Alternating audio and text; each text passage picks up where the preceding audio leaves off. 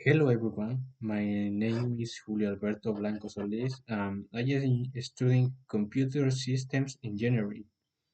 I can use different programming tools and I can work with database, but I can say that I know everything about technology yet.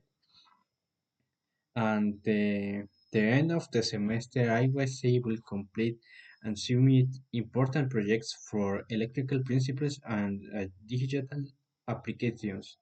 My classmates and I were able to finish the work successfully after many hours of effort.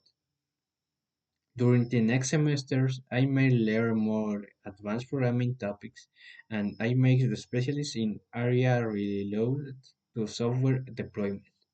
Right now, I am trying to complete my degrees and become a professional engineer. During these vacations, I was thinking about working to gain experience and earn some money while continuing to improve my skills. I would like to give some advice to other students. You have that the responsibility with the assignments, but you don't have to perfect time all the time.